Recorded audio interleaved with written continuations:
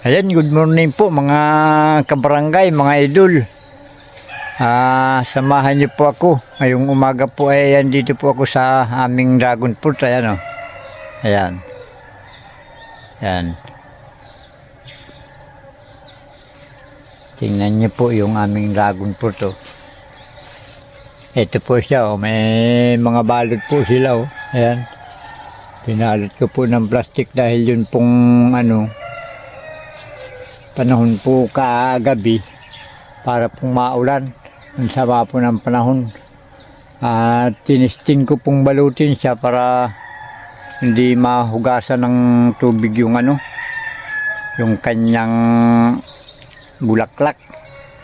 Dahil pagka nahugasan po ng tubig, po siya, nalalaglag. Ganito po yung nangyayari oh. Ito po oh. Ay. Pagka bumuka po siyang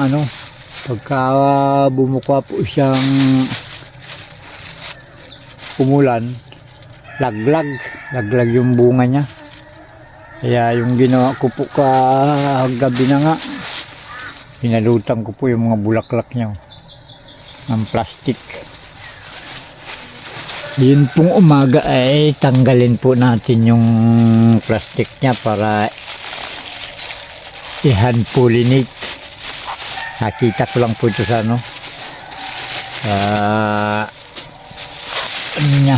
sa YouTube. Tingin ko po kung mangyayari nga, i-pollinate po natin ang bulaklak niya. Yan, ito po yung nangyayari niya oh. Yan. Ganito po daw yung pag-pollinate ng bulaklak nila, tapos gaganyanin lang oh. Kita nyo po yung yung bulaklak na ito, yan oh. Yan. Ganyan po daw ang gagawin oh. Yan. Yan po ang sinasabing hand pollinate. Yan po, may mga bubuyog siya oh. Isa pong ganyan yung gagawin natin. Testing natin. Yun pong balot niya, talagang sinadya kong balutan yan para hindi mahugasan yung hindi mahugas yung kanyang, yun bang puro parang pulbos. Ayan po.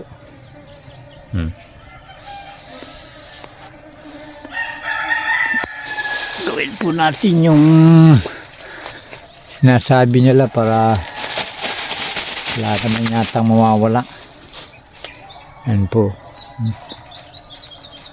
Isa-isa po natin gagawin yung ganito. Yan. Yan po siya. Ang dami oh. Yan oh. Sakripisyo din po itong nito.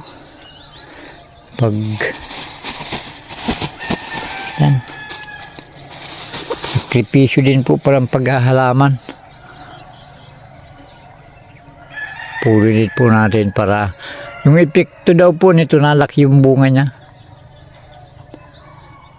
Malaki daw po yung bunga. Ayan o. Dami po itong nabalutan ko. Naubos yung isang 100 pieces yata yung isang plastic bag, tando bag, sobra pa nga. May mga ibang kulay nga dyan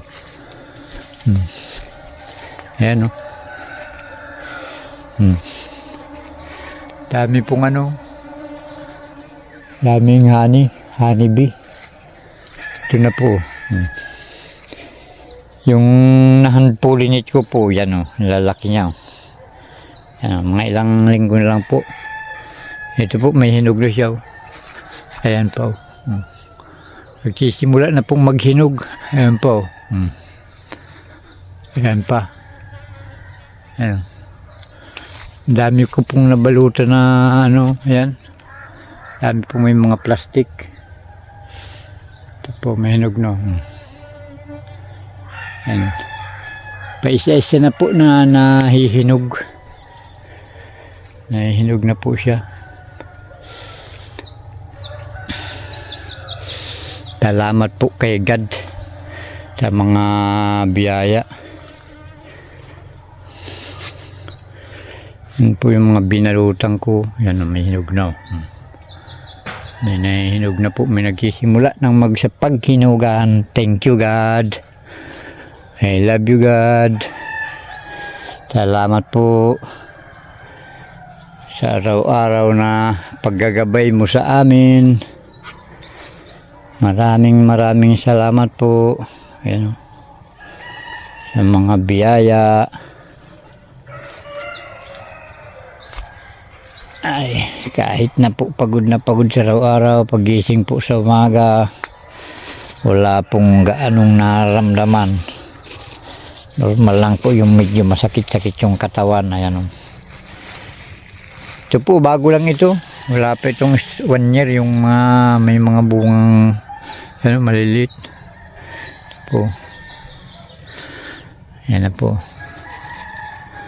Hand pollinate yung tinatawag nila. Yan, binabras lang daw po nila yung ganito, tapos sinasawsaw dito para pong mix yung nila, yung mga egg.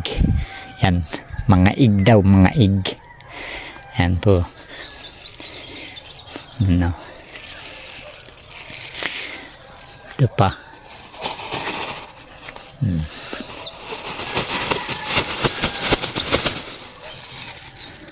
Tali pala, nakatali. Ya, hindi natatanggal. Tali pala.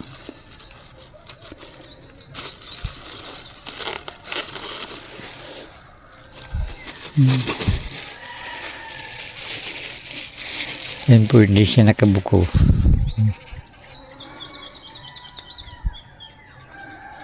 Yan po. Nakita ko lang po ito sa pinag-aaralan ko sa YouTube. Yan. Lahat pong paraan kailangan po nating gawin at sundin. Wala naman pong mawawala kung testingin natin. Malay nyo baka kung yung ipinuli nito pong nauna, talagang napansin ko medyo malaki siya.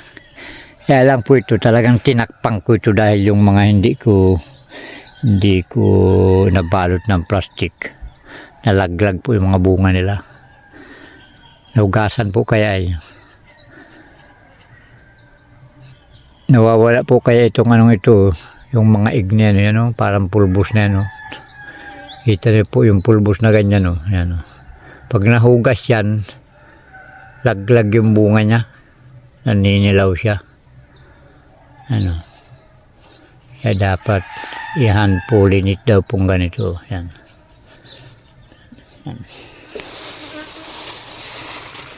Tara po, tanggalin ko na lang po itong mga tanggalin ko itong mga plastic na ito at i-hand pollinate po natin. Kaya po nito, yan, naglag siya. Naabot po ng ulan. Daming bunga. Green pa. Pollinate po natin.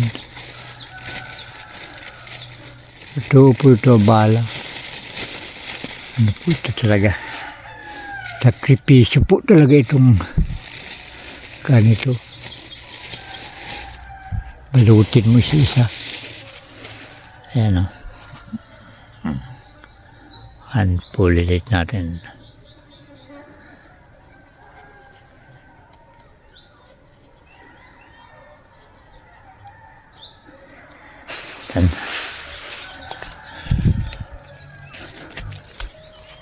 Ito po, bagong talim, may bulaklak daw. Yan, mga bago lang po sila.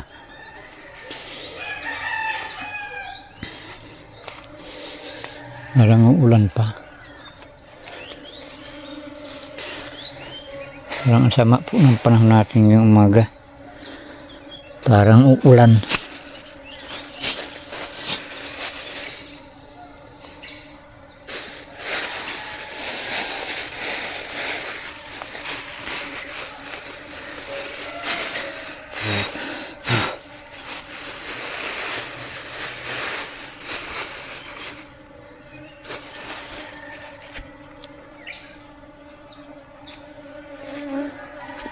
Daming honeybee.